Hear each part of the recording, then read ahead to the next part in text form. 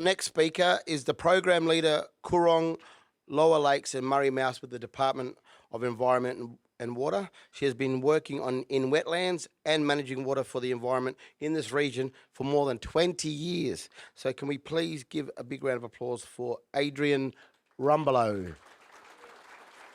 Thanks, Kevin. So begins quite a few PowerPoint presentations for everyone tonight.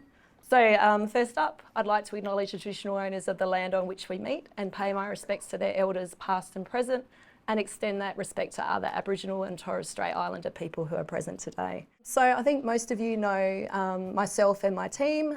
So I'm Adrienne Rumbelow. I've, as Kevin said, been working in this region for a long time now. We're part of an environmental water team that's managed by Tony Herbert in the Department for Environment and Water. Kirsty Wedge and Luke Vial are also in my team, and there's a network of people that do our job across other icon sites across the basin. And it's a fantastic family of TLM people. So we've heard about the Living Murray and that we're celebrating 20 years, but I'll just give you a very quick snapshot of what the Living Murray program is. Some people refer to it as the Baby Basin Plan. It happened before the Basin Plan was implemented, and it was seen as a first step towards getting a healthy working River Murray. In November 2003, the Ministerial Council made the decision that we need to do something about the health of the river, and so this was seen as a first step. So we knew it wasn't going to be enough to restore the whole river, but we thought that it could go a long way to helping a few of the icon sites. So coordinated by the Murray-Darling Basin Authority and delivered by the Basin States, 6 icon sites were selected for their cultural, social and environmental importance. In South Australia, obviously we have the Lower Lakes, Coorong and Murray Mouth. In the Riverland, we have part of an icon site up there, which is the Chowla floodplain, and then we have the SA channel as well. So along with designated icon sites, there was recovery of 500 gigalitres of water for the environment at a cost of around $700 million. There was also $280 million for water delivery infrastructure so that we can deliver the water in an efficient and effective way. As part of the Living Murray, there are also ongoing funds to monitor outcomes of water delivery and for First Nation and community engagement. So hopefully that gives you a bit of background about the program. And these are the icon sites as well. So most of the sites are large floodplain wetlands. Obviously the Lower Lakes and Coorong as an estuary is quite unique among those sites. So when Ministerial Council made the decision, they set 3 high-level objectives. What we're trying to achieve with the program is an open Murray mouth, more frequent estuarine fish spawning and recruitment, and enhance migratory waded bird habitat in the Lower Lakes and Coorong. So I'm just going to go through some of the olden days of the Living Murray.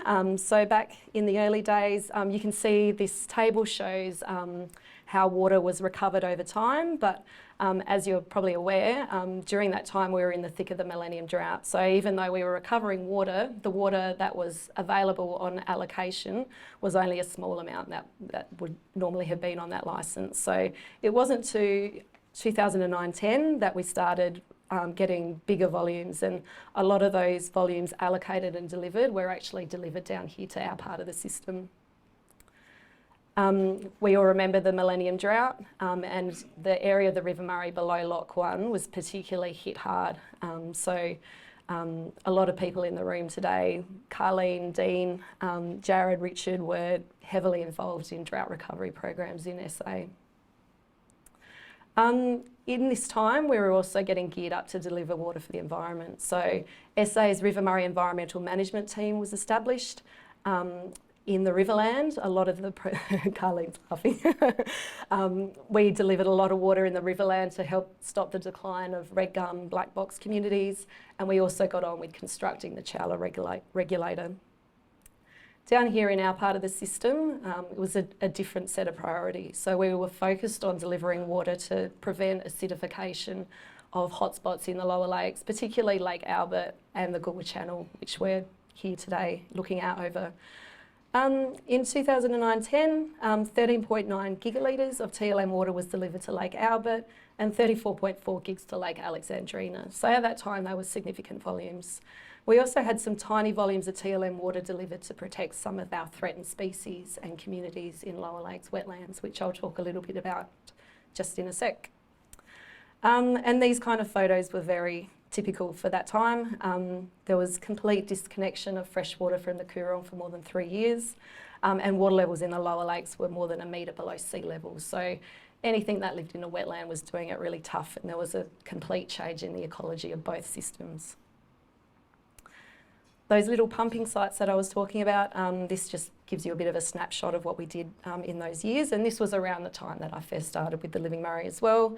Narung wetland, there's a few people from that side of the peninsula here tonight, which is great. 250 megs to support waterbirds and rupia populations. Boggy Creek over on High Marsh Island, 9 megalitres to preserve that Murray hardyhead population, and then 26 megalitres at Turvey's Drain in Malang to protect southern pygmy perch and Murray hardyhead. So these were some of the first pumping projects that we'd done in the Lower Lakes, so it was all very new. During that time, dry conditions were also really great for constructing things. So through the Living Murray, we constructed the Hunters Creek Fishway program. So that fishway went in on High Marsh Island as well. And the Cedar Hume Fishway program was underway too. So on the barrages, we got some new fishways. So that was the drought. We're all aware that in September 2010, the floodwaters came down to this part of the region, and things improved drastically. Before then though, we had the Water Act, and then the Basin Plan, as Richard mentioned, was enacted in 2012. And then from then on, there was the recovery of more water for the environment via the Basin Plan.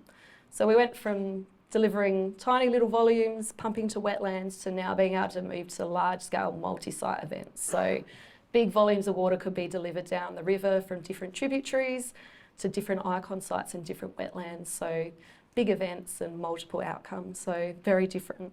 To date, over 4,000 gigalitres of TLM water has been delivered over the life of the program, which is something to celebrate. And every year, thanks to our friends from the CHU and TLM, we're regularly getting more than 1,000 gigalitres of environmental flows down through the barrages into the Coorong. A really important part of our program is the monitoring, and we're going to hear from all our scientists tonight, but the data really guides how we manage water at this end of the system. It informs how we operate the barrages and how we ask for the water to be delivered. It's improved the scientific literature that we're developing. It helps us evaluate how we're going in terms of the Basin Plan and the objectives there, and it helps our understanding of how the ecology responds to flow. Partnerships are really important for our program as well.